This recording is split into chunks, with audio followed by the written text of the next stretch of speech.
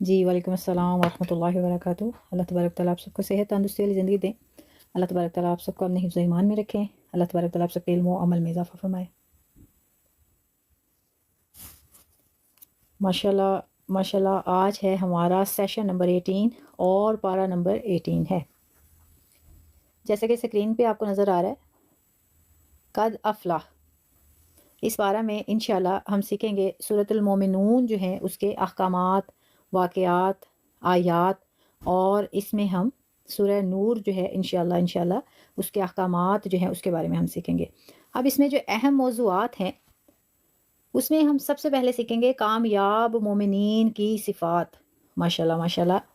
और ये सीखने के बाद जो है हम खुद से कंपैरिजन कर सकते हैं, खुद को मोमिन के साथ कंपेयर कर सकते हैं कि जो कुरान करीम में मोमिनीन की सिफ़ात बयान कर दी गई हैं, क्या हम उन सिफ़ात के साथ मैच करते हैं?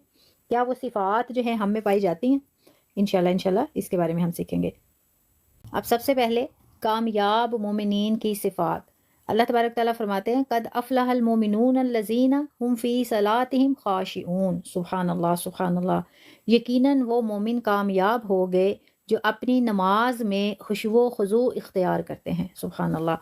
अब देखें कुरान करीम में हमें मोमिनीन की सिफ़ात में से ये सिफ़त बताई जा रही है कि मोमिन वो है जो अपनी नमाज में खुशू व खुज़ू इख्तियार करे, और जिसने अपनी नमाज में खुशू व खुज़ू इख्तियार किया यानी मुकम्मल ध्यान के साथ आजिज़ी के साथ नमाज की अदायगी की, तो वो कामयाब हो गए। अब देखिए हम लोग कहते हैं कि हमारा नमाज में दिल नहीं लगता, हमें नमाज में वसवसे आते हैं, इधर उधर के ख्यालात आते हैं। तो अगर हम सूरतुल मोमिनून की ये आयत अपने जहन में रख लें जिसमें अल्लाह तबारक व तआला क्या फरमा रहे हैं, कद अफ़लहल मुमिनूना, सुभान अल्लाह, कि यकीनन वो मोमिनीन या वो मोमन कामयाब हो गए। कौन? अल्लज़ीना हुम फ़ी सलातिहिम ख़ाशिऊन, कि जो अपनी नमाज में खुशू व खुज़ू इख्तियार करते हैं। सुभान अल्लाह।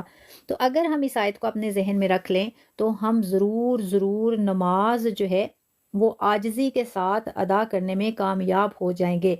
अगर नमाज पढ़ते हुए हम इस आयत को अपने जहन में रखें तो हम अपनी नमाज को बेहतर तरीके से अदा करने में कामयाब हो सकते हैं।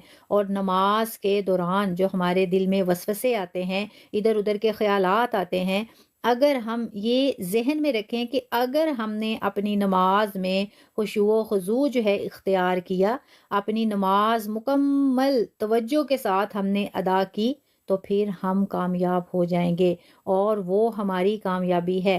और वो दुनिया की कामयाबी की तरह कामयाबी नहीं कि दुनिया में तो जो कामयाबी है जब हम इस दुनिया से चले जाएंगे, इस दुनिया में ही रह जाएगी। ये वो कामयाबी है जो हमें आखिरत में कामयाब करेगी। और असल कामयाबी तो वही है ना कि जो हम आखिरत में कामयाब हो जाएं। तो जब हमारी नमाज खुशू व खुज़ू के साथ होगी तो हम असल में कामयाब होंगे।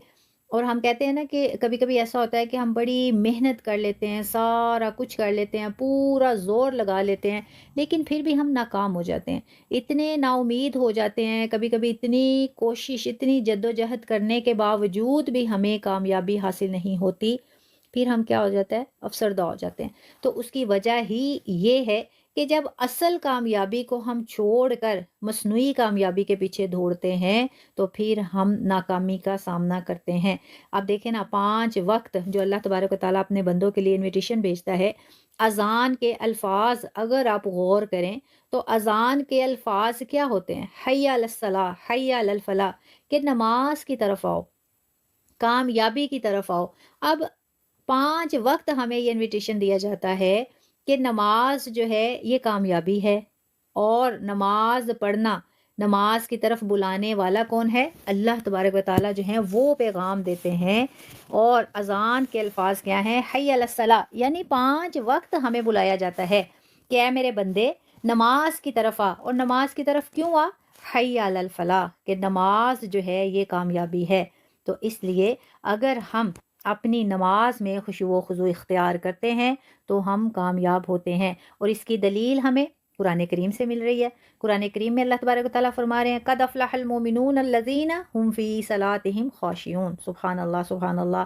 کہ یقیناً وہ مومن کامیاب ہو گئے جو اپنی نماز میں خشوع و خضوع اختیار کرتے ہیں۔ تو ہم نے ان مومنین میں شامل ہونا ہے جو اپنی نماز میں خشوع و خضوع اختیار کرتے ہیں، اور وہ لوگ جو یہ کہتے ہیں کہ ہماری نماز میں ہمارا دھیان نہیں رہتا، نماز میں ہم بھول جاتے ہیں، نماز میں ہمارے جو ہے خیالات دل میں آتے ہیں، وسوسے آتے ہیں، تو بس اگر آپ یہ آیت ذہن میں رکھ لیں کہ اللہ تعالیٰ نے ان لوگوں کو کامیاب لوگ کہا ہے، فرمایا ہے، جو اپنی نماز میں خشوع و خضوع اختیار کرتے ہیں، عاجزی اختیار کرتے ہیں۔ تو ہم نے اگر اس آیت کو ذہن میں رکھا تو ضرور ضرور ہماری نماز بھی بہتر ہوگی، اور انشاءاللہ ہم ان لوگوں میں بھی شامل ہوں گے جنہیں اللہ تبارک و تعالیٰ نے کامیاب لوگ شمار فرمایا ہے۔ اب نماز میں جو خشوع و خضوع ہے، یعنی بالکل توجہ کے ساتھ نماز ادا کرنا، یہ ضروری ہے۔ اور یہ کیوں ضروری ہے؟ اس کی دلیل ہمیں قرآن سے ملتی ہے۔ اب عبادت صرف ظاہری اعمال کا نام نہیں ہے کہ اگر ہم ظاہری اعمال مطلب نماز ہم نے پڑھ لی بس خانہ پوری کر لی، ایسا نہیں ہے، بلکہ نماز میں خلوص بھی ہونا چاہیے۔ نماز میں خلوص شامل ہوگا تو وہی عبادت ہمیں فائدہ دے گی انشاءاللہ۔ اس کے بعد لغو باتوں اور زکوٰۃ کی اہمیت بھی ہمیں اس پارہ سے معلوم ہوتی ہے۔ سورۃ المومنون اللہ تبارک تعالیٰ فرماتے ہیں والذین هم عن اللغو موردون والذین هم للزکوٰۃ فاعلون، سبحان اللہ، اور جو لغو باتوں سے منہ موڑ لیتے ہیں اور جو زکوٰۃ ادا کرتے ہیں۔ اب جیسے کہ سٹارٹ میں نے آپ کو بتایا کہ اس میں ہمیں مومنین کی صفات کے بارے میں بتایا جا رہا ہے، جیسے کہ پارہ نمبر 18 سورۃ المومنون میں۔ اب مومنون مومن کی جمع ہے، یعنی سارے مومن، مومنون جمع کا صیغہ ہے۔ اب مومنون سورت سے نام جو ہے اس سے ہی ہمیں پتہ چلتا ہے کہ اس میں مومنین کا تذکرہ ہے۔ اب پہلی نشانی، پہلی جو صفت ہے، پہلی جو خوبی ہے، مومن وہ ہے جو نماز میں خشوع و خضوع اختیار کرے۔ نمبر 2 پہ ہمیں کیا سکھایا جا رہا ہے کہ مومن وہ ہے جو یہ کہتا ہے نا مومن ایمان سے ہے۔ ایمان ہم کس پہ لاتے ہیں؟ اللہ اور اللہ کے رسول صلی اللہ علیہ وسلم پر، قیامت پر، زندگی موت پر، مرنے کے بعد اٹھائے جانے پر، عذاب قبر پر، اللہ کے فرشتوں پر۔ تو یہ مومن بندہ ہے جو ان تمام باتوں پہ ایمان لاتا ہے۔ اب اس کی نشانی، پہلی صفت نماز میں خشوع و خضوع، دوسری لغو باتوں اور زکوٰۃ کی ادائیگی۔ لغو باتیں یعنی بے تکی باتیں، بے وجہ باتیں، فضول باتیں جو ہے نا، جو مومن ہوتا ہے، قرآن کریم میں بتایا جا رہا ہے کہ مومن وہ ہے جو لغو باتوں سے منہ موڑ لے اور زکوٰۃ ادا کرے۔ سبحان اللہ سبحان اللہ۔ اور ہم کیا کرتے ہیں؟ نماز کا ٹائم ہے، اذان ہو گئی ہے، ہمیں پتہ ہے کہ ہم نے نماز ادا کرنی ہے، وقت جا رہا ہے، نماز ہماری قضا ہو رہی ہے، لیکن فون پہ لگے ہوئے ہیں۔ اب بلا وجہ، کوئی وجہ بھی نہیں ہے، ہم دوسرے کو یہ بھی نہیں کہہ رہے کہ اذان ہو گئی ہے، نماز کا وقت ہو چکا ہے، آپ بھی نماز پڑھیں، میں بھی نماز پڑھتی ہوں یا پڑھتا ہوں، بس باتوں میں مشغول ہیں، لغو باتوں میں، فضول باتوں میں، اور کبھی ایسے ایسے کام کر رہے ہوتے ہیں کہ وہ کام ہمارے بعد میں بھی ہو سکتے ہیں، لیکن ہم نماز کی بجائے ان کاموں کو اہمیت دیتے ہیں اور نماز اپنی قضا کر دیتے ہیں، نماز میں تاخیر کر دیتے ہیں۔ لیکن قرآن کیا فرما رہا ہے، اللہ تبارک و تعالیٰ کیا فرما رہے ہیں کہ جو مومن بندہ ہوگا، جو ایمان لانے والا ہوگا، وہ لغو باتوں سے منہ موڑے گا۔ تو ہم نے کیا کرنا ہے؟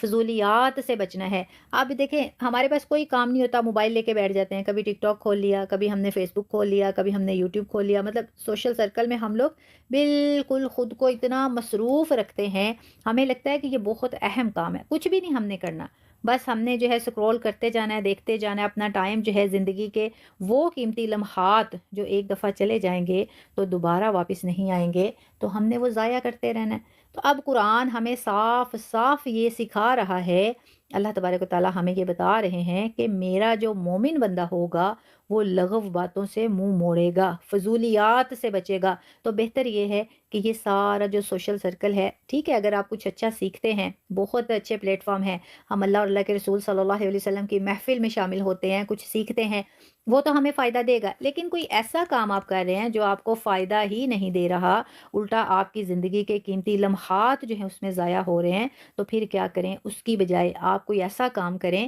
اپنی زندگی کے ان لمحات کو، ان قیمتی لمحات کو جو کبھی بھی واپس نہیں آئیں گے، کسی اچھے کام میں لگائیں۔ اس سے بہتر ہے کہ آپ کوئی تسبیح کر لیں، درود ابراہیمی کی تسبیح کر لیں، قرآن کریم کی تلاوت کر لیں، کوئی درس و تدریس جو ہے اس میں شامل ہو جائیں، تاکہ ہمارا یہ جو وقت ہے یہ ضائع نہ ہو اور یہ لغو باتیں جو ہیں ان سے ہم بچ جائیں، اور پھر کیا ہوگا، ہم مومنین کی صف میں شامل ہوں گے، وہ مومنین جنہیں قرآن نے مومن کہا ہے۔ تو مومن کی دوسری نشانی لغو باتوں سے بچتے ہیں اور زکوٰۃ ادا کرتے ہیں۔ اللہ تبارک تعالیٰ فرما رہے ہیں والذین ہم للزکاۃ فاعلون، اور جو زکوٰۃ ادا کرتے ہیں، جیسے کہ پریویس سیشنز میں بھی ہم نے سیکھا تھا کہ زکوٰۃ جو ہے یہ بھی اسلام کا ایک اہم رکن ہے، جیسے کہ پلر آف اسلام 5 جو ہیں اسلام کے ارکان ہیں۔ یہ سمجھ لیں کہ اسلام ایک بلڈنگ ہے اور اس کے پلر ہیں وہ 5 ہیں، توحید، اللہ کا اقرار کرنا، لا الہ الا اللہ محمد رسول اللہ، اور اس کے بعد نماز، روزہ، زکوٰۃ اور حج۔ اب زکوٰۃ جو ہے یہ بھی مومن کی صفت ہے کہ وہ ادا کرتا ہے۔ اب زکوٰۃ صاحب استطاعت جو ہے اس پہ زکوٰۃ واجب ہے۔ اب بہت سے ایسے لوگ ہیں جو یہ سمجھتے ہیں کہ صدقہ اور زکوٰۃ ایک ہی چیز ہے۔ صدقہ وہ ہے جو ہم یہ کہہ لیں کہ ڈونیشن، ٹھیک ہے، چیریٹی کرنا، اللہ کی راہ میں دینا، لیکن زکوٰۃ کیا ہے، یہ صاحب استطاعت جو ہیں، جس کے پاس نصاب ہے، جس پہ زکوٰۃ واجب ہے، صرف وہی ادا کرے گا۔ اور فار ایگزامپل کسی کے پاس سونا ہے، چاندی ہے، یا اس کے علاوہ اور بڑے ایسے معاملات ہیں کہ جس کے نصاب کے اعتبار سے زکوٰۃ نکالنی ہوتی ہے، تو وہ جو ہیں زکوٰۃ ادا کریں گے۔ بہت سے ایسے لوگ ہیں، اب جیسے 7.5 تولے جس کے پاس سونا ہے اس پہ زکوٰۃ واجب ہے، اسی طرح جو ہے چاندی ہے اس پہ جو ہے زکوٰۃ واجب ہے، لیکن لوگ کیا کرتے ہیں، زیادہ تر جو سونا ہوتا ہے نا جن کے پاس، تو وہ بس بہانے ہی ڈھونڈتے رہتے ہیں، ایسے ایسے مسائل لے کے آتے ہیں، وہ کہتے ہیں جی اچھا اب 7.5 تولے پہ زکوٰۃ ہے، 7.5 تولے تو میرا ہے نا، تو 7.5 تولے میری بیٹی کا ہے، 7.5 تولے میرے بیٹے کا ہے۔ مطلب انہوں نے ایک ہی گھر میں سونا پڑا ہوا ہے اور وہ اس کو ڈیوائیڈ کرنا شروع کر دیتے ہیں تاکہ زکوٰۃ سے بچ جائے، لیکن ایسا نہیں ہے۔ اور بالکل کچھ فیصد جو ہے ہم نے اس میں سے نکالنا ہوتا ہے،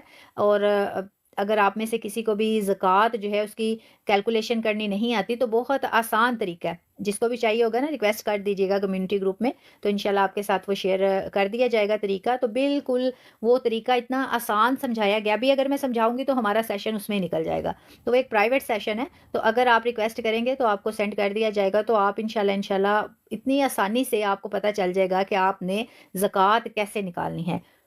تو اس لیے جس پہ زکوٰۃ واجب ہے کوشش کریں وہ ضرور ادا کریں۔ اور دیکھیں یہ ایک زکوٰۃ جو ہم نکالتے ہیں نا تو ہمارے مال کو پاک کر دیتی ہے، اور دوسری بات یہ کہ یہ زکوٰۃ کا جو مال ہے ان لوگوں تک پہنچتا ہے۔ اب 1 سال بعد زکوٰۃ نکالنی ہے، بہت سے ایسے لوگ ہیں جو یہ سمجھتے ہیں کہ رمضان میں فار ایگزامپل اس رمضان اگر زکوٰۃ ادا کی تو اگلے رمضان میں ہی کرنی ہے، ایسا نہیں ہے۔ آپ رمضان کے علاوہ بھی کوئی سال جو ہے، آپ نے سال کی مدت کو کاؤنٹ کرنا ہے، تو اس کے دوران جو ہے آپ زکوٰۃ جو ہے وہ ادا کر سکتے ہیں، کوئی بھی ڈیٹ آپ رکھ سکتے ہیں، لیکن سال کے اندر آپ نے، سال کمپلیٹ ہونے سے پہلے آپ نے ادا کرنی ہے۔ تو یہ قرآن سے ہمیں حکم ملتا ہے اور یہ فرض ہے، جو لوگ زکوٰۃ ادا کرنے کے استطاعت رکھتے ہیں یا جن پہ واجب ہے تو ان کے لیے یہ ضروری ہے کہ وہ وقت پہ اس کو ادا کریں۔ تو جو مومنین ہیں ان کی صفت ہے، اب جو مومن بندہ ہوگا جس کے دل میں خوف خدا ہوگا تو وہ بہانے نہیں ڈھونڈے گا، اسے پتہ ہوگا کہ میرا نصاب جو ہے یہ زکوٰۃ کو پہنچتا ہے، مجھ پہ زکوٰۃ واجب ہے تو میں نے وقت پہ ادا کرنی ہے۔ تو زکوٰۃ سے کیا ہوتا ہے، اگر ہم زکوٰۃ ادا کرتے ہیں تو اس سے یہ بھی ہوتا ہے نا کہ معاشرتی انصاف پیدا ہوتا ہے، معاشرے میں انصاف پیدا ہوتا ہے کہ جب ہم زکوٰۃ دیتے ہیں، ہماری زکوٰۃ کا مال جو ہے، زکوٰۃ کا مال غریبوں کے پاس پہنچتا ہے، تو اس میں کیا ہوتا ہے، غریبوں کی مدد ہوتی ہے، تو وقت پہ ہمیں ادا کرنی چاہیے۔ اسی طرح تیسری جو نشانی ہے مومن کی صفات میں سے کہ شرم و حیا جو ہے وہ اس کی اہمیت کو سمجھتا ہے۔ اب دیکھیں بہت سے ایسے لوگ ہیں جو شرم حیا نہیں رکھتے اور وہ کہتے ہیں لو جی جس نے کی شرم اس کے پھوٹے کرم، ایسا نہیں ہے۔ ہمارا اسلام ہمیں کیا کہتا ہے، الحیاء من الایمان، کہ حیا جو ہے وہ ایمان کی نشانی ہے۔ اگر آپ میں حیا ہے، شرم ہے، تو پھر آپ سمجھ لیں کہ آپ میں مومن کی یہ صفت پائی جاتی ہے، بے شک کوئی مرد ہے، بے شک کوئی عورت ہے۔ تو جو یہ کہتے ہیں نا جس نے کی شرم اس کے پھوٹے کرم، تو سمجھ لیں کہ اس میں ایمان جو ہے وہ اس کی کمی ہے، تو جس میں شرم و حیا ہے تو وہ مومن ہے، کیونکہ قرآن ہمیں فرما رہا ہے والذین ہم لی فروجہم حافظون، اور وہ جو اپنی شرمگاہوں کی حفاظت کرتے ہیں، یعنی سورۃ المومنون میں ہمیں بتایا جا رہا ہے کہ مومن کی صفات میں سے ایک صفت یہ بھی ہے کہ مومن جو ہوں گے وہ شرم و حیا کریں گے۔ تو ہم نے اب دیکھیں جو پردہ ہے، پردہ فرض ہے، جیسے نماز فرض ہے۔ ہم یہ سمجھتے ہیں کہ بس نقاب کر لیا، ہاتھ نظر آ رہے ہیں، پاؤں نظر آ رہے ہیں، تو صرف ہم نے چہرہ جو ہے ڈھانپ لیا تو ہمارا پردہ ہو گیا۔ ایسا نہیں ہے۔ اصل پردہ کیا ہے کہ جو غیر محرم ہے، غیر محرم یعنی محرم وہ ہوتا ہے کہ جس سے ہمارا نکاح حرام ہوتا ہے، نکاح ہمارا حرام ہوتا ہے، ان سے ہم نکاح نہیں کر سکتے، جیسے بھائی ہے، چاچو ہے، ماموں ہے، اسی طرح جو محرم ہے۔ تو جو غیر محرم ہے وہ ہوتا ہے جس سے ہمارا نکاح ہو سکتا ہے۔ اب غیر محرم تو سارے مرد ہوتے ہیں پھر، تو جو غیر محرم سے ہمیں کیا کرنا ہے، اپنے ہاتھ، اپنے پاؤں، اپنی آنکھیں، اپنے بال، اپنا چہرہ، اپنے جسم کے تمام اعضاء جو ہیں اس کو چھپانا، اصل پردہ یہ ہے۔ صرف چہرے کو ڈھانپنا جو ہے یا نقاب کر لینا، حجاب کر لینا، یہ پردہ نہیں ہے۔ اب اکثر لوگ کیا کہتے ہیں کہ حیا جو ہے نا وہ آنکھوں میں ہونی چاہیے، شرم حیا تو آنکھوں میں ہوتی ہے، پردہ کرنے سے کیا ہوتا ہے؟ اگر ایسی بات ہوتی تو ہماری جو ام المومنین ہیں حضرت عائشہ یا جو ہے حضرت فاطمہ رضی اللہ عنہما، تو ان کی آنکھوں میں ہم سے زیادہ شرم حیا تھی؟ ایسا تو نہیں ہے۔ تو اس لیے اگر یہ حکم صرف ان کے ساتھ خاص ہوتا تو پھر قرآن میں اللہ تبارک و تعالیٰ واضح واضح فرما دیتے، لیکن قرآن میں جو آیت الحجاب ہے، پردے کا جو حکم ہے وہ فرض ہے، جیسے نماز فرض ہے، تو ہمیں کوشش کرنی چاہیے کہ پردہ کریں، اور پردے کے بہت سے فائدے بھی ہیں۔ تو یہ بس ایک جو ہے نا ہم سوچتے ہیں کہ پردہ کریں گے تو یہ ہوگا، پردہ کریں گے تو وہ ہوگا، کچھ بھی نہیں ہوتا۔ اور جیسا کہ میں ہمیشہ آپ کو بتاتی ہوں، اور پریویس سیشن میں بھی ہم وضاحت سے اس کو سیکھ چکے ہیں، جیسے وہ اسلامی بھائی جو اپنے چہرے پہ سنت رسول صلی اللہ علیہ وسلم کو سجاتے ہیں، داڑھی رکھتے ہیں، تو ہر وقت انہیں داڑھی کا ثواب دیا جاتا ہے۔ بالکل اسی طرح وہ بہنیں، وہ عورتیں جو شرعی پردہ کرتی ہیں، ایک تو ہوتا ہے نا حجاب کرنا، شرعی پردہ یعنی شریعت میں، اسلام میں ہمیں جو پردے کا حکم دیا گیا ہے وہ پردہ جب ہم کرتے ہیں، بے شک ہم سو بھی رہے ہوتے ہیں تو ہمیں اس کا اجر و ثواب دیا جا رہا ہوتا ہے۔ اب جو پردہ کرتے ہیں تو پھر اس سے کیا ہوگا؟ ہم شرم و حیا کا خیال رکھ رہے ہیں، تو پھر گویا کہ ہم نے کیا کیا؟ اگر ہم نے شرم و حیا کا خیال کیا تو گویا کہ مومن کی یہ جو صفت ہے جو قرآن میں بیان کی جا رہی ہے، تو یہ ہم اس میں داخل ہو جاتے ہیں۔ اب جو پاک دامنی اور حیا ہے، شرم و حیا ہے، ہر مسلمان کے لیے لازم ہے۔ جو خود کو مسلمان کہتا ہے تو اس کو چاہیے کہ مومن کی اس صفت کو بھی اپنائے۔ وہ یہ نہ کہے کہ جس نے کی شرم اس کے پھوٹے کرم، بلکہ وہ یہ حدیث ذہن میں رکھے کہ الحیاء من الایمانی، کہ شرم و حیا جو ہے وہ ایمان کا حصہ ہے۔ اب نگاہوں کی جو حفاظت ہے وہ فحاشی اور برائی سے بچنے کے لیے ضروری ہے۔ اب نگاہ جو ہے قرآن کریم میں حکم آتا ہے کہ اپنی نگاہیں جو ہیں اسے نیچا رکھنا چاہیے۔ اب یہ نہیں کہ صرف عورتوں کو، مردوں کو بھی چاہیے کہ اپنی نگاہ نیچے رکھیں۔ اب فار ایگزامپل وہ عورتیں جو پردہ نہیں کرتی، جب وہ باہر جاتی ہیں، بازار میں جاتی ہیں، جس غیر محرم کی اس پہ نظر پڑے گی اس عورت کو گناہ ملے گا۔ اب وہ جو مرد ہیں جو یہ دیکھ رہے ہیں کہ اس عورت نے پردہ نہیں کیا پھر بھی اس کو دیکھتے ہیں، تو ان مردوں کو بھی گناہ ہوگا۔ اسی لیے ہمیں یہ حکم دیا گیا ہے کہ اپنی نظریں جو ہیں وہ نیچے رکھنی چاہیے۔ تو اگر مرد اپنی نظریں جھکائیں گے، نظروں میں شرم و حیا لائیں گے، تو پھر کیا ہوگا؟ وہ گناہ سے بچ جائیں گے۔ عورت نے جو پردہ نہیں کیا تو پھر عورت کو اس کا گناہ ملے گا۔ تو مرد اور عورت دونوں کے لیے ہے کہ ہم ان احکامات کو عمل میں لے کے آئیں، اور نگاہوں کی حفاظت کریں گے تو پھر فحاشی اور برائی سے بچیں گے۔ یہ ہم سب کے لیے ضروری ہے۔ اب قیامت کے دن یہاں تو ہم جیسے کیسے زندگی گزار جائیں گے، زیادہ سے زیادہ 40 50 60 100 200 جتنے سال بھی، الآخر کیا ہوگا؟ کل نفس ذائقۃ الموت۔ ہماری پھر کیا ہوگی؟ منزل تو وہی ہے۔ ہمارا جب بلاوا آ گیا، زندگی ختم ہو گئی، تو پھر آگے جا کے تو ہمیں حساب دینا ہے۔ اور قیامت کے دن اللہ تبارک و تعالیٰ ہماری زبانیں جو ہیں ان پہ تالا لگا دیں گے، زبانیں ہماری بند ہو جائیں گی، اور ہمارے جسم کے ایک ایک حصے سے کہا جائے گا کہ بولو۔ ہمارے ہاتھ بولیں گے، ہماری آنکھیں بولیں گی، ہمارا منہ جو ہے بند کر دیا جائے گا، اور جسم کا ایک ایک حصہ بتائے گا کہ ہم نے کیا کیا۔ تو وہاں پھر ہم کچھ نہیں کر پائیں گے۔ وہاں صرف اور صرف اگر ہم خود کو بچا سکتے ہیں تو وہ ایک ہی حل ہے کہ ہم اپنے اعمال اکٹھے کریں. اعمال صالح، نیک اعمال اگر ہمارے پاس ہوں گے تو ہی وہاں ہمارا بچاؤ ہوگا، ہم اپنا ڈیفینس کر سکیں گے. اب دیکھیں دنیا میں اگر اندھیرا ہوتا ہے نا، دنیا میں اندھیرا ہوتا ہے تو ہمیں روشنی چاہیے. روشنی اگر ہماری زندگی سے چلی جائے، اب مثال کے طور پہ سورج نہ نکلے، روشنی نہ ہو تو پھر ہم کیسے زندگی گزاریں، ہماری زندگی کیسی ہو.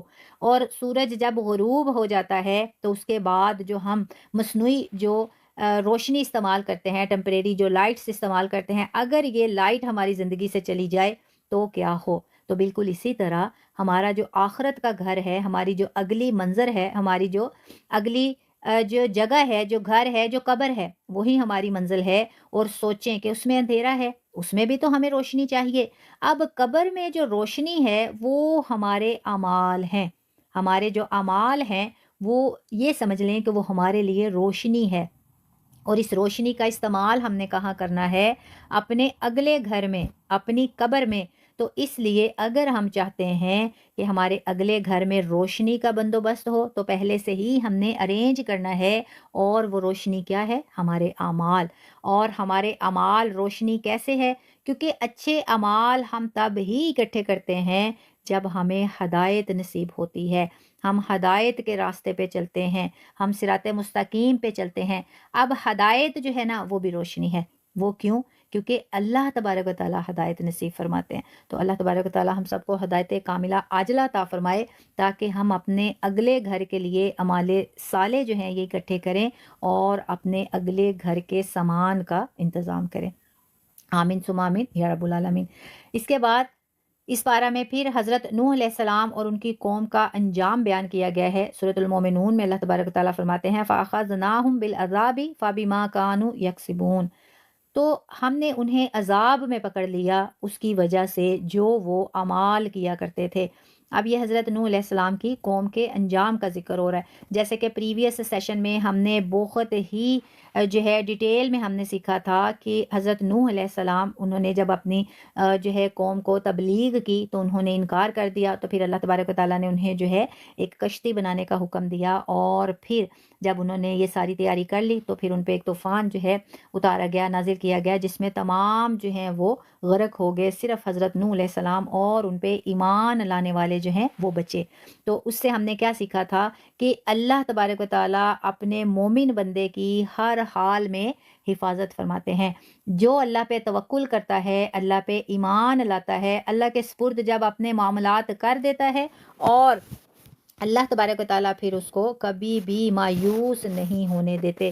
بالکل اسی طرح جس طرح حضرت نوح علیہ السلام جو ہیں ان کو اللہ تبارک و تعالیٰ نے محفوظ رکھا، اور باقی تمام لوگوں کو جنہوں نے ان کی تبلیغ کو جھٹلایا اللہ نے ان کو ہلاک کر دیا. تو بالکل اسی طرح اس واقعے سے ہمیں کیا سیکھنے کو ملتا ہے کہ ہمیں بھی اللہ پہ توکل کامل رکھنا ہے اور اللہ پہ مکمل ایمان لاتے ہوئے بھروسہ کرنا ہے.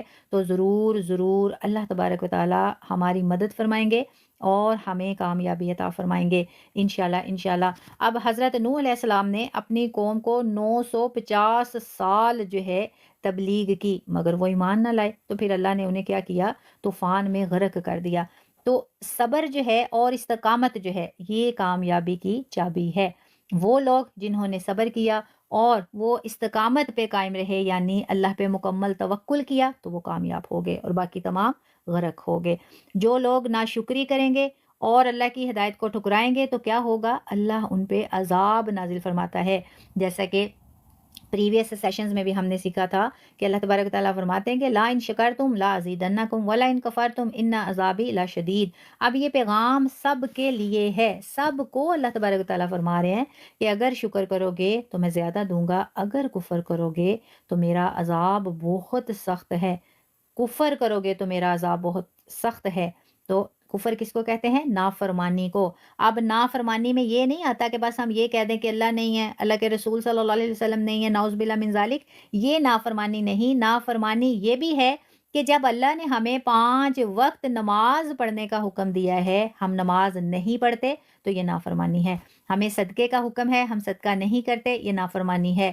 اگر ہم کوئی ایسا کام جو ہم استطاعت رکھتے ہیں اور ہمیں ہمارا اسلام اس کا حکم دیتا ہے، ہم وہ نہیں کرتے۔ فار ایگزامپل پردہ ہم کر سکتے ہیں، اب اس پہ تو کوئی پیسے نہیں چاہیے، صرف ایک کیا چادر چاہیے، ایک حجاب چاہیے، عبایا چاہیے، کچھ بھی آپ لے لیں جو جس پہ آپ نے پردہ کرنا ہے، جس سے آپ نے پردہ کرنا ہے، تو یہ کوئی مشکل کام نہیں ہے، لیکن ہم نہیں کرتے تو یہ نافرمانی ہے۔ اسی طرح جو بھی احکامات ہمیں قرآن سے ملتے ہیں، جو قرآن سے احکامات ملتے ہیں، ان پہ عمل کرنا ہم سب پہ فرض ہے، اور اگر ہم عمل نہیں کرتے تو پھر ہم نافرمانی کرتے ہیں۔ جب ہم نافرمانی کریں گے تو پھر اللہ تبارک و تعالیٰ نے کیا فرمایا؟ وَلَا إِن كَفَرْتُمْ إِنَّ عَذَابِي لَشَدِيدٌ، اگر تم نافرمانی کرو گے، کفر کرو گے، تو پھر میرا عذاب بہت سخت ہے۔ اللہ تبارک و تعالیٰ ہمیں اپنے فرما بردار بندوں میں شامل فرمائے۔ اللہ تبارک و تعالیٰ ہمیشہ ہمیشہ ہمیں اپنی اور اپنے رسول صلی اللہ علیہ وسلم کی پیروی کرنے کی توفیق عطا فرمائے۔ اللہ تبارک تعالیٰ ہم سب کو اپنے پسندیدہ بندوں میں شمار فرمائے، آمین ثم آمین یا رب العالمین۔ اس کے بعد اس پارہ میں جو ہے حضرت موسیٰ علیہ السلام اور فرعون کا واقعہ دوبارہ سے جو ہے اس کا ذکر آتا ہے۔ اللہ تبارک تعالیٰ فرماتے ہیں سورۃ المومنون، ثم ارسلنا موسیٰ واخاہ ہارون بآیاتنا وسلطان مبین، یعنی پھر ہم نے موسیٰ علیہ السلام اور ان کے بھائی ہارون علیہ السلام کو اپنی نشانیوں اور کھلی دلیل کے ساتھ بھیجا۔ جیسے کہ پریویس سیشن میں ہم نے یہ بڑی وضاحت کے ساتھ فرعون اور حضرت موسیٰ علیہ السلام کا قصہ جو ہے اس کی ہم نے وضاحت سیکھی تھی۔ اب فرعون جو ہے، فرعون نے حضرت موسیٰ کی دعوت کو جب مسترد کر دیا، ٹھکرا دیا، اور اپنی جو ہے طاقت پر، اپنی پاور پر اس نے غرور کیا، تو پھر اللہ نے فرعون اور اس کی فوج کو کیا کیا؟ دریا میں غرق کر دیا۔ تو اس سے ہمیں کیا سبق ملتا ہے کہ جو تکبر ہے، غرور ہے اور سرکشی کرنا، یعنی اللہ کے احکامات جو ہیں ان کو ٹھکرانا، اللہ کی نافرمانی کرنا، تو پھر یہ اللہ کے عذاب کو اپنی طرف بلانا ہے، اللہ کے عذاب کو پکارنا ہے۔ تو پھر اس لیے تکبر اور سرکشی اور غرور جو ہے اس سے بھی ہمیں بچنا ہے۔ اللہ ہمیشہ جو ہے اپنے نبیوں اور مومنین کی مدد فرماتا ہے۔ جیسے کہ ہم نے جتنے بھی قصے جو ہیں ابھی تک جو بھی ہم نے سیکھے، اس سے ہمیں یہ سبق حاصل ہوتا ہے کہ انہوں نے صبر کیا۔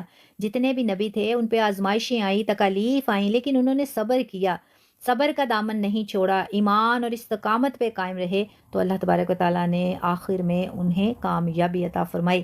بالکل اسی طرح مومنین جو ہیں ان کی صفات میں سے بھی یہ صفت ہے کہ وہ صبر کرتے ہیں، اللہ پہ توکل کرتے ہیں، تو اللہ تبارک و تعالیٰ ضرور ضرور جو ہے انہیں کامیاب فرماتے ہیں۔ اس کے بعد سورۃ المومنون کے بعد اس میں سورۃ النور جو ہے، اس میں اسلامی معاشرے کے اصول جو ہیں وہ ہمیں سکھائے جاتے ہیں۔ اب سورہ نور میں ہے، اللہ تبارک و تعالیٰ فرماتے ہیں کل للمؤمنین یغضوا من ابصارہم ویحفظوا فروجہم، وہی بات جو ہم نے پہلے سیکھی۔ ماشاءاللہ ماشاءاللہ، اللہ تبارک و تعالیٰ فرماتے ہیں کہ مومن مردوں سے کہو کہ وہ اپنی نگاہیں نیچی رکھیں اور اپنی شرم گاہوں کی حفاظت کریں۔ سبحان اللہ سبحان اللہ۔ اب دیکھیں، یہ دیکھنے میں تو ایک نارمل سی بات ہے، لیکن اگر یہ ہم نہیں کرتے تو یہ گناہ کبیرہ ہے۔ قرآن کریم میں جتنے بھی احکامات ہیں، جتنے بھی حکم ہیں، جو کام کرنے کا حکم ہمیں قرآن سے ملتا ہے، اگر ہم وہ نہیں کرتے تو گویا کہ ہم گناہ کبیرہ میں مبتلا ہو جاتے ہیں، اور قرآن کے احکامات کو ماننا ہمارا فرض ہے۔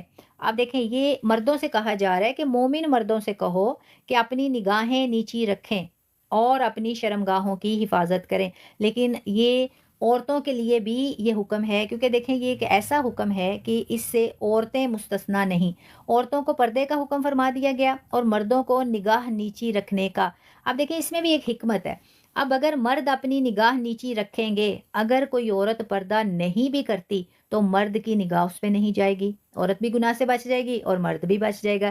لیکن یہاں تو الٹ ہے کہ عورتیں جو ہیں انہوں نے پردہ بھی نہیں کیا ہوتا اور مردوں نے نگاہیں بھی نیچی نہیں رکھی ہوتی، تو پھر کیا ہو رہا ہے کہ ہم سب اس گناہ کے ارتکاب میں مبتلا ہیں، ہم سب یہ گناہ کر رہے ہیں۔ جب قرآن ہمیں یہ فرما رہا ہے کہ اپنی نگاہیں نیچی رکھیں اور اپنی شرمگاہوں کی حفاظت کریں، تو اس میں وہ تمام کام شامل ہیں۔ اگر ہم اس میں مبتلا ہوتے ہیں تو گویا کہ ہم نے کیا کیا؟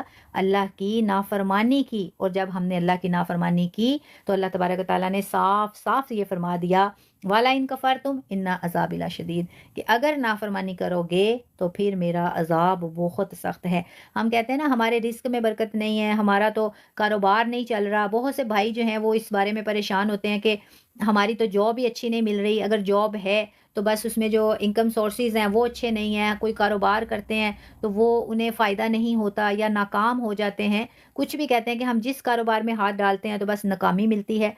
तो फिर जब हम कुरान के अहकामात की नाफरमानी कर रहे हैं, कुरान के अहकामात को जुटला रहे हैं, तो फिर हम ये कैसे उम्मीद रख सकते हैं कि जो राज़िक है, जो रिज़्क देने वाला है, जब हम उसकी नाफरमानी कर रहे हैं तो माँग भी हम उससे ही रहे हैं। तो अल्लाह तबारक व तआला अपने बंदों को आज़माता है, कभी दे के आज़माता है, तो कभी ले के आज़माता है। तो अगर हमारे रिस्क में कमी है या कारोबार में कोई बंदिश है, हमें लगता है कि हम अपनी तरफ से पूरी कोशिश कर चुके हैं लेकिन हमारा कारोबार जो है वो कामयाबी की तरफ नहीं जा रहा, हमें कोई प्रॉफिट नहीं हो रहा या किसी काम में भी हम जो है सक्सेसफुल नहीं हो रहे। कोई भी काम आप ले लें, जिस काम को भी आप सोचें कि ये हमारा काम। अब बहुत से ऐसे लोग हैं जो बेटियों के रिश्तों की वजह से परेशान होते हैं, बहुत से ऐसे लोग हैं बीमारी की वजह से परेशान होते हैं, बहुत से ऐसे लोग हैं तरह तरह की आजमाइशों में घिरे होते हैं, कारोबार की आजमाइश, माल की आजमाइश, औलाद की आजमाइश। तो ये सोचें कि क्या हमें ये जो कुरान मोमिनीन की सिफ़ात बता रहा है, क्या इन सिफ़ात में से कोई ऐसी सिफ़त है जो हमें पाई जाती है, या वो बातें, वो काम जिनसे कुरान मोमिन बंदे को रोक रहा है, क्या हम वो काम तो नहीं करते?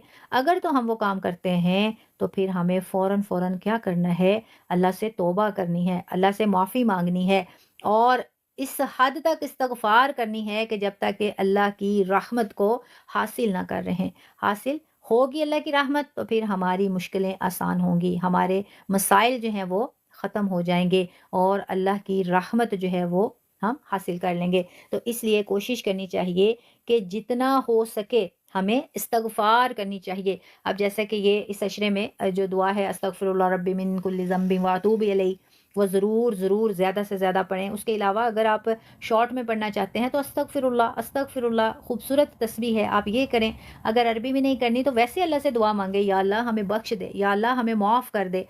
आप देखें बहुत से ऐसे लोग हैं जो ये समझते हैं कि दुआ हाथ उठा के की जाती है, दुआ हाथ उठा के की जाती है, लेकिन ऐसा नहीं है। आप हर हाल में दुआ कर सकते हैं, हर हाल में हाथ उठा के भी कर सकते हैं, हाथ उठाए बगैर भी कर सकते हैं। आप ज़ुबान से भी अल्लाह से मांग सकते हैं, आप दिल में भी अल्लाह से मांग सकते हैं। अल्लाह तो वो है इन्नहु अलीमुम बिज़ातिस सुदूर, के दिलों में छुपे राज़ों को जानता है। अगर हम दिल में अल्लाह को पुकारेंगे तो अल्लाह वो भी हमारी सुन लेगा। तो ये ना आप समझे कि हमने हाथ उठाने हैं तो फिर दुआ करनी है। हर हाल में अल्लाह से मांगे, हर वक्त अल्लाह से मांगे। आप देखें ये भी शर्त नहीं है कि आप बावुज़ू हों तो आप दुआ करें।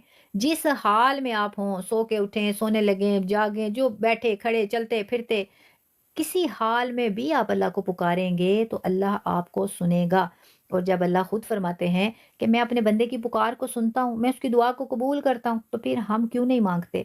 आप देखें एक बादशाह है, बादशाह अगर आपको ये कह दे कि मांगे मुझसे क्या मांगना है, तो हम तो बड़े खुश होंगे। भाई बादशाह है, बादशाह ने ये कह दिया कि मांगो मैं दूंगा, तो फिर हम क्या करेंगे? मांगना शुरू कर देंगे। अब बादशाह ऐसा हो सकता है हमें आजमा रहा हो, वो दे ना दे, इंसान है ना। लेकिन अल्लाह ताला तो वो हैं जो बादशाहों का बादशाह है। अल्लाह तबारक व तआला तो वो हैं जो तमाम जहानों का पालने वाला है, जिसके हाथ में तमाम मखलूक़ात की जान है। अल्लाह तबारक व तआला जो चाहें वो कर सकते हैं। तो जब अल्लाह ये कह रहे हैं कि माँगो मैं दूँगा, तो फिर हम क्यों ना उससे माँगे। और अल्लाह वो है जो दे के नहीं पछताता, और अल्लाह वो है जो दे के ना सुनवाता है, ना गिनवाता है, ना शर्मिंदा करवाता है, ना शर्मिंदा करता है। तो फिर हमें उससे माँगना चाहिए बजाए इसके कि हम लोगों के आगे सर झुकाएँ, लोगों से अपनी उम्मीदें वाबस्ता करें। लोग तो वो हैं जो ये कहेंगे कि बस एक वक़्त का इसने खा लिया ना तो अब मैंने खिला दिया है, तो दूसरे वक़्त का ये खुद अरेंज कर ले।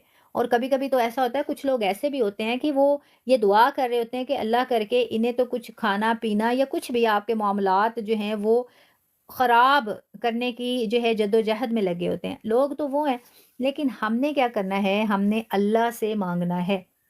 बंदे कभी भी खुश नहीं होते। बंदों के लिए आप जो मर्ज़ी कर लें, कुछ थोड़ा-सा नहीं करेंगे ना, तो वो सारी आपकी अच्छाई एक तरफ اور وہ جو آپ نے ان کا کوئی کام نہیں کیا وہ ایک طرف. تو بہتر یہ ہے کہ آپ اللہ کو خوش کریں ہر کام میں. کوئی بھی کام ہے تو آپ اس میں یہ سوچیں کہ میں کیا کروں گا تو اللہ راضی ہوگا. بس یہ نہ دیکھا کریں کہ میرے اس بندے کے ساتھ کیا معاملات ہیں، اس نے میرے ساتھ اچھا کیا تھا، اس نے میرے ساتھ برا کیا تھا، اب میں نے اس کو اس کا جو ہے نا وہ دینا ہے، وہ بدلہ دینا ہے. آپ نے یہ سوچنا ہے کہ اس نے میرے ساتھ برا کیا، میں اس کے ساتھ اچھا کروں گا تو اللہ میرے ساتھ اچھا کریں گے. تو ہم اگر یہ سوچیں گے، اپنے تمام معاملات جو ہیں وہ اللہ کے ساتھ ہم جو ہیں ملا دیں گے، یعنی کسی کے ساتھ بھی اچھا کریں گے تو ہماری نیت یہ ہوگی کہ یا اللہ میں نے تیرے بندے کے ساتھ اچھا کیا. اگر کسی نے آپ کے ساتھ برا کیا ہے، آپ نے پھر بھی اس کو معاف کیا اور اس کے بدلے میں اس کی برائی کا جواب آپ نے اچھائی سے دیا، اور نیت کیا کی، یا اللہ ہم نے تیری رضا کی خاطر یہ کیا، تو یقین مانیے جب ہم کسی انسان کے لیے کچھ کرتے ہیں نا، اب فار ایگزامپل ماں ہے یا کوئی بھی رشتہ لے لیں، ہسبینڈ ہے، وائف ہے، بہن بھائی، کوئی بھی رشتہ لے لیں، جب ہم کہتے ہیں نا کہ ہم نے آپ کی خاطر یہ کیا، تو اگلا جو بندہ ہوتا ہے نا وہ بڑا احساس کرتا ہے، اچھا اس نے میری خاطر اپنی یہ خواہش جو ہے اس کو ایک سائڈ پہ کر دیا، میری مان لی، مطلب اس کے دل میں نا احساس پیدا ہوتا ہے. تو اسی طرح سوچیں کہ اللہ تو وہ ہے جو 70 ماؤں سے زیادہ اپنے بندے سے پیار کرتا ہے. جب ہم اللہ کو صاف صاف یہ کہتے ہیں کہ یا اللہ، اللہ تو ہر وقت ہمیں سنتا ہے، ہم صاف صاف اللہ کو یہ کہتے ہیں کہ یا اللہ تیری رضا کے لیے میں نے یہ کام کیا، تو اللہ تعالیٰ کبھی بھی نہیں بھولتے، اللہ ہمیشہ یاد رکھتے ہیں. اور ہمیں یہ لگتا ہے نا کہ ہم اللہ سے بات کر کے تو بس ہو سکتا ہے اللہ نے سنا نہیں سنا، پتہ نہیں یہ کب پوری ہوگی کب نہیں. جو بھی آپ اللہ کے ساتھ بات کرتے ہیں اللہ ہمیشہ ہمیشہ یاد رکھتا ہے. سبحان اللہ سبحان اللہ. اور اللہ کبھی بھی بھولتا نہیں ہے. یا تو آپ کو وقتی طور پہ عطا کر دیا جاتا ہے، یا پھر اللہ تبارک و تعالیٰ جو ہیں اس سے بہتر آپ کو عطا کر دیتے ہیں، یا پھر اللہ اپنے پاس وہ دعا رکھ لیتے ہیں، اور بہتر وقت پر جب اللہ کو لگے کہ ہاں یہ وہ بہترین وقت ہے، اب اس کو میں یہ چیز دوں گا تو اب اس کو یہ زیادہ فائدہ دے گی، تو اللہ کبھی بھی نہیں بھولتے. تو ہمیں چاہیے نا کہ ہم لوگوں سے باتیں کرتے ہیں تو وہ تو بھول جاتے ہیں، کبھی کبھی ایسا ہوتا ہے ہمیں بار بار یاد کروانا پڑتا ہے، اور پھر شرمندگی بھی اٹھانی پڑتی ہے کہ اب خود کہہ کے کروایا تو کیا کروایا. تو بہتر ہے نا ہم اللہ سے باتیں کریں، اللہ سے مانگیں، اللہ کے پاس اپنی دعائیں اکٹھی کریں، کیونکہ کچھ نہ کچھ تو ہمیں ملے گا، کچھ نہ کچھ تو ہمیں ملے گا. یا تو ہمیں فوراً ہی اللہ عطا کر دے گا، یا پھر ہمیں اس سے بہتر اس کا متبادل ادا کر دے گا، یا پھر اللہ اپنے پاس رکھ لے گا. اب جو بھی ہم نے اللہ سے مانگنا ہے، جو بھی اللہ سے ہم نے دعا کرنی ہے، وہ ہمیں اس کا ریوارڈ ہمیں ملنا ہی ملنا ہے. تو اس لیے اللہ سے باتیں کیا کریں، اللہ سے مانگا کریں، اللہ سے دعا کیا کریں، اللہ سے جو ہے نا کانٹیکٹ میں رہا کریں. جیسے کہ میں نے آپ کو بتایا تھا ایک کمیونیکیشن کا سسٹم ہے کہ ہم ایک دوسرے سے بات کرتے ہیں نا، جو ہم سے دور ہے تو موبائل ہے، اس کو کال کرتے ہیں تو ہمارا کیا ہوتا ہے، وہ کمیونیکیٹ سسٹم جو ہے وہ ہم استعمال کر رہے ہوتے ہیں. تو اللہ سے جو کمیونیکیشن کا جو ہمارا سسٹم ہے وہ دعا ہے. آپ اتنی دعا کریں. اور یہ بھی میں نے آپ کو بتا دیا کہ ضروری نہیں کہ آپ نے ہاتھ اٹھا کے مانگنا ہے، اپنے دل کو اللہ سے جوڑیں، دل سے دعا کریں، زبان جو ہے استعمال ہی نہ کریں، دل میں اللہ کو پکاریں، اللہ سے مانگیں. اپنے تمام مسائل جو ہیں اللہ تو پہلے ہی جانتا ہے، لیکن پھر بھی اللہ کو بتائیں کہ یا اللہ یہ مسئلہ ایسے ہے. جیسے ہوتا ہے نا ایک بچہ ماں کو بتاتا ہے کہ جیسے بچے اسکول جاتے ہیں آتے ہیں، آج ماما یہ ہوا آج یہ ہوا، یا جیسے ہم بڑے ہیں تو جیسے ہی ہم فری ہوتے ہیں امی ابو کے پاس چلے جاتے ہیں، اچھا امی وہ ایسے، اچھا ابو وہ ایسے. اپنے تمام معاملات جو ہیں ہماری کوشش ہوتی ہے کہ امی ابو کے ساتھ شیئر کریں. تو بالکل اسی طرح جب اللہ جو ہے 70 ماؤں سے زیادہ اپنے بندے سے پیار کرتا ہے، تو جب آپ اکیلے ہوں نا، جب آپ تنہائی میں ہوں، آپ کو لگے کہ بس اب آپ کا آگے پیچھے ادھر ادھر کچھ نہیں ہے، بہت کوئی ایسی آپ پہ بیماری آ گئی ہے، پریشانی دکھ تکلیف آزمائش آ گئی ہے، بس بیٹھ جائیں کہیں تنہائی میں اور اللہ کے ساتھ جو ہے اپنا رابطہ جوڑیں، اللہ کے ساتھ اپنا جو کمیونیکیشن سسٹم ہے اس کو بحال کریں، ایکٹیو کریں. تو پھر آپ دیکھیے گا کہ کیسے تار سے تار جڑتی ہے، اور اتنا سکون آپ کو ملے گا کہ آپ جو ہے نا، آپ کو ایسے لگے گا جیسے اتنی کوئی بہت بہت پاورفل جو ایسی طاقت ہے جو آپ کے ساتھ ہے. اور یقین مانیے یہ وہ احساس ہوتا ہے کہ آپ پہ پہاڑ بھی گر جائے گا نا، آپ کو تکلیف نہیں ہوگی. اور یہ کب ہوگا؟ جب اللہ پہ ہمارا ایمان جو ہے وہ کامل ہوگا، بھروسہ یقین اللہ پہ توکل جو ہے وہ ہمارا کامل ہوگا. تو یہ مشکل کام نہیں ہے، آپ کر کے دیکھیے گا انشاءاللہ انشاءاللہ. پھر اس کے ریزلٹس آپ دیکھیے گا کتنے خوبصورت اور کتنے پرسکون جو ہے آپ کو انشاءاللہ انشاءاللہ وہ لمحات جو ہے محسوس ہوں گے. تو اس سے ہم نے کیا سیکھا کہ اللہ تبارک و تعالیٰ فرماتے ہیں کہ مومن مردوں سے وہ اپنی نگاہیں نیچی رکھیں اور شرمگاہوں کی حفاظت کریں. اسی طرح عورتوں کو بھی ایسا ہی کرنا ہے. اور نگاہ کی حفاظت جو ہے وہ کیا ہے؟ غیر محرم کو دیکھنے سے پرہیز کرنا. اب عورتیں جو ہیں، اب یہ نہیں کہ عورتیں مردوں کو کہہ دیا گیا تو عورتیں جس مرضی جو ہے غیر محرم کو دیکھیں. اب دیکھیں، ہمیں تو یہ پتہ ہی نہیں کہ ایک جو عورت ہے وہ غیر محرم کو اگر غور سے دیکھے یہ بھی گناہ ہے. اگر ایک مرد عورت کو غور سے دیکھے تو یہ بھی گناہ ہے. اب یہاں کیا ہوتا ہے، کوئی مرد آ رہا ہے، عورت سر سے لے کے پاؤں تک اس کو دیکھ رہی ہوتی ہے. کوئی عورت آ رہی ہے، مرد سر سے لے کے پاؤں تک یا پاؤں سے لے کے سر تک اس کو دیکھ رہے ہوتے ہیں. یہ بھی گناہ ہے. اگر ایک دفعہ آپ نے دیکھا، آپ کی نظر اس پہ پڑی، سائڈ پہ آپ اپنی نظر کو پھیر لیں، کیونکہ ہمیں نگاہیں نیچے رکھنے کا حکم ہے. اگر ہم دیکھتے رہتے ہیں نا، اب ضروری نہیں ہے کہ ہم نے شہوت کی نظر سے کسی کو دیکھنا ہے تو گناہ ہوگا. ویسے بھی حکم ہے کہ ہمیں اپنی نگاہیں جو ہیں وہ نیچی رکھنی چاہیے، اور غیر محرم کو دیکھنے سے ہمیں کیا کرنا ہے؟ ہمیں باز رہنا ہے. اس سے کیا ہوگا؟ ہماری نظر میں حیا ہوگی. اور حیا کیا ہے؟ الحیاء من الایمان. شرم و حیا جو ہے یہ ایمان کا حصہ ہے. اور ہم نے یہ سارا کچھ کیوں کرنا ہے؟ اللہ کو راضی کرنے کے لیے. اللہ کو راضی کریں گے تو ہی ہمیں دنیا اور آخرت میں کامیابی نصیب ہوگی. اور اللہ راضی تو سب راضی، انشاءاللہ انشاءاللہ. اور اسی طرح جو سوشل میڈیا کے دور میں اب دیکھیں، ہمیں پاکیزگی اور پرائیویسی کا خاص خیال رکھنا چاہیے. اب سوشل میڈیا، اب یہ نہیں کہ ہم یوز نہ کریں، یوز کریں، لیکن اس کا پازیٹیو جو ہے یوز کریں. اب یہ نہیں ہے کہ سوشل میڈیا پہ، اب دیکھیں اگر ہم سوشل میڈیا پہ آتے ہیں یا کوئی بھی سوشل سرکل ہے وہاں پہ ہم آتے ہیں تو کتنے لوگ ہمیں ویو کر رہے ہوتے ہیں، کتنے لوگ ہمیں دیکھ رہے ہوتے ہیں. تو وہاں ہمیں خاص خیال کرنا چاہیے اپنے، اسپیشلی جو عورتیں ہیں انہیں بھی، جو مرد ہیں انہیں بھی، تاکہ ہم ان کاموں کو پروموٹ کریں جو ہمارا اسلام ہمیں اجازت دیتا ہے. اسلام کی حدود میں رہ کر ہم سب کچھ کر سکتے ہیں. اب دیکھیں جیسے قبرستان ہے، نبی کریم صلی اللہ علیہ وسلم نے فرمایا کہ حدیث ہے کہ نہا رسول اللہ صلی اللہ علیہ وسلم ان زیارت القبور، کہ اللہ تبارک و تعالیٰ کے نبی صلی اللہ علیہ وسلم نے عورتوں کو قبروں کی زیارت سے منع فرمایا ہے کہ عورتیں جو ہیں وہ قبرستان نہیں جا سکتی. لیکن پھر ایک اور حدیث ہے جس کے الفاظ یہ ہیں، سٹارٹ کے الفاظ یہ ہیں کہ نہا رسول اللہ صلی اللہ علیہ وسلم ان زیارت القبور، کہ آپ صلی اللہ علیہ وسلم نے عورتوں کو قبرستان جانے سے منع فرمایا. لیکن اس کے بعد جو ہے وہاں الفاظ جو ہیں وہ ایڈ کر دیے گئے، فزورھا، کہ پس زیارت کرو. یعنی اب عورتیں قبرستان جا سکتی ہیں لیکن پردہ کر کے. تو اسی طرح آپ دیکھیں جب قبرستان جاتے ہیں تو وہ بھی تو کبھی ایسا ہوتا ہے نا، قبرستان بازار سے گزر کے جاتے ہیں یا شہر سے گزر کے جاتے ہیں، مطلب کوئی نہ کوئی ایسا راستہ طے کر کے جاتے ہیں، تو وہاں بھی تو غیر محرم ہوتے ہیں. تو اب یہ جو سوشل میڈیا ہے، اگر ہم اس پہ بھی آتے ہیں عورتیں تو پردہ کر کے آئیں تو اس میں کوئی مذائقہ نہیں ہے.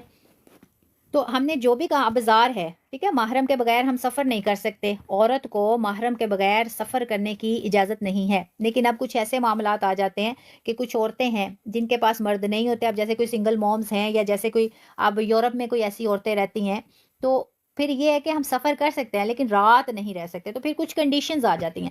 اب یہ بات کرنے کا مقصد یہ ہے کہ سب کچھ ہم کر سکتے ہیں. ہمارا جو اسلام ہے وہ ہمیں ہر کام کی اجازت دیتا ہے، لیکن ہم اسلام کی حدود کو کراس نہ کریں، تو اپنی لمٹس کو کراس نہ کریں اور وہ کام نہ کریں جن سے ہمیں ہمارا اسلام منع کرتا ہے. تو ہم سب کر سکتے ہیں. ہمارا اسلام بہت خوبصورت ہے، بس کچھ لوگ ہیں جنہوں نے جو ہے اس کو جو ہے نا مشکل بنا دیا. اب قرآن پاک میں صاف صاف آتا ہے کہ انا مع العسر یسرا، کہ تنگی جو ہے اس کے بعد جو ہے وہ آسانی ہے. اور ان اللہ یرید بکم الیسر ولا یرید بکم العسر، کہ اللہ تبارک و تعالی ہمارے ساتھ آسانی کا ارادہ کرتے ہیں، تنگی کا ارادہ نہیں کرتے. جب اللہ ہمارے ساتھ آسانی کا ارادہ کرتے ہیں، یعنی ہم سب کے ساتھ، ہم سب اللہ کے بندے ہیں نا، تو جب اللہ اپنے بندوں کے ساتھ آسانی کا ارادہ کرتے ہیں تو پھر یہ ہم جو اسلام سیکھ لیتے ہیں تو پھر ہم کیسے اس کو جو ہے تنگی کے ساتھ بیان کر سکتے ہیں؟ نہیں نہیں جی، بس اب آپ نے تو پردہ نہیں نہ کیا، اب آپ تو سیدھی دوزخ میں جاؤ گی، اب آپ نے تو داڑھی نہیں رکھی نا، سیدھے دوزخ میں جاؤ گے، آپ نے پوری نماز نہ پڑھی تو آپ کی تو فرض نماز بھی قبول نہیں ہے. میں ہمیشہ آپ کو کہتی ہوں کہ اسلام صرف یہ نہیں ہے کہ کوئی مولوی ہے، مولویانی ہے، یا حافظ ہے، حافظہ ہے، قاری ہے، قاریہ ہے، معلم ہے، معلمہ ہے، یا کوئی بھی جو ہے اسلامی اسکالر ہے، ان کے لیے اسلام خاص نہیں ہے کہ صرف وہ سکھائیں اور ہم سیکھیں. ہم سب سیکھ سکتے ہیں. اس کے لیے شرط کیا ہے؟ ہمیں قرآن کھولنا ہوگا، ہمیں حدیث کھولنی ہوگی، اور پھر اس سے جو ہے ہمیں سیکھنا ہوگا انشاءاللہ انشاءاللہ. اس کے بعد اللہ کا نور اور ہدایت سورۃ النور میں ہے اللہ نور السماوات والارض، اللہ آسمانوں اور زمین کا نور ہے. یعنی وہی بات جو پہلے ہم نے سیکھی کہ ہدایت جو ہے نا، ہدایت گائیڈنس جو ہے وہ اللہ کا نور ہے جو نیک لوگوں کو عطا کیا جاتا ہے. سبحان اللہ سبحان اللہ. آپ دیکھیں جس طرح لائٹ ہاؤس ہے نا، لائٹ ہاؤس سمندر میں کیا کرتا ہے؟ راستہ دکھاتا ہے. اسی طرح اللہ کا نور جو ہے وہ انسان کو گمراہی سے بچاتا ہے. اب جنہیں لائٹ ہاؤس کا ماشاءاللہ پتہ ہوگا نا، تو وہ سمندر میں لائٹ ہاؤس اس لیے ہوتا ہے تاکہ جو ادھر ادھر جنہیں راستہ جو ہے نا بھٹک جائیں یا جو ہے انہیں پتہ چلے کہ یہ کون سی ڈائریکشن ہے، ہم نے کہاں جانا ہے. تو بالکل اسی طرح جب ہم گمراہ ہو جاتے ہیں تو پھر اللہ کا جو نور ہے وہ ہمیں گمراہی سے بچاتا ہے. اور اللہ کا نور کیا ہے؟ ہدایت. اور ہدایت کسے عطا کی جاتی ہے؟ جو اللہ کے نیک بندے ہوتے ہیں، جن کے دل میں خوف خدا ہوتا ہے، جو ہدایت مانگتے ہیں. اب ہدایت کیسے مانگی جاتی ہے؟ 5 وقت کی نماز ادا کر کے. جب ہم نماز میں سورۃ الفاتحہ پڑھتے ہیں، اہدنا الصراط المستقیم، کہ اللہ ہمیں صراط مستقیم پہ چلا، اے اللہ ہمیں سیدھے راستے پہ چلا، یعنی اس راستے پہ جس میں کوئی ٹیڑھا پن نہ ہو. مستقیم کہا جاتا ہے اس راستے کو جس پہ کوئی ٹیڑھا پن نہ ہو. تو پھر ہدایت ہمیں مانگنے سے ملے گی، اور نماز پڑھیں گے اس میں ہم ہر رکعت میں سورۃ الفاتحہ پڑھتے ہیں، اللہ سے صراط مستقیم کی دعا کرتے ہیں. تو پھر اللہ تبارک و تعالیٰ اپنے نیک بندوں کو ہدایت جو ہے وہ عطا فرماتا ہے. اب اس بارے سے ہم نے کیا سیکھا؟ نماز میں خشوع و خضوع سب سے پہلا پوائنٹ.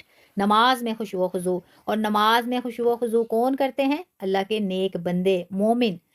اس کے بعد زکوٰۃ ہمیں ادا کرنی ہے. جن کا مال نصاب کو پہنچتا ہے تو وہ ان پہ زکوٰۃ واجب ہے، اور وہ ضرور زکوٰۃ ادا کریں. کیوں؟ کیونکہ اس سے غریبوں کی مدد ہوتی ہے. اس کے بعد ہم نے سیکھا کہ جو مومن ہے وہ لغو باتوں سے یعنی فضولیات جو ہے اس سے بچتا ہے، اور وقت ضائع نہیں کرتا. اپنی زندگی کے لمحات، وہ لمحات جو ایک دفعہ چلے گئے واپس نہیں آتے، تو وہ کوشش کرتا ہے کہ اچھے کاموں میں ان کو استعمال کرے. اسی طرح نگاہ کی حفاظت جو ہے وہ ہمیں کرنی ہے، شرم و حیا کا لحاظ کرنا ہے. کیوں؟ الحیاء من الایمان. اس کے بعد ہم نے جھوٹ سے، تکبر سے بچنا ہے، جیسے کہ فرعون اور حضرت موسیٰ علیہ السلام کے قصے سے ہم نے سیکھا.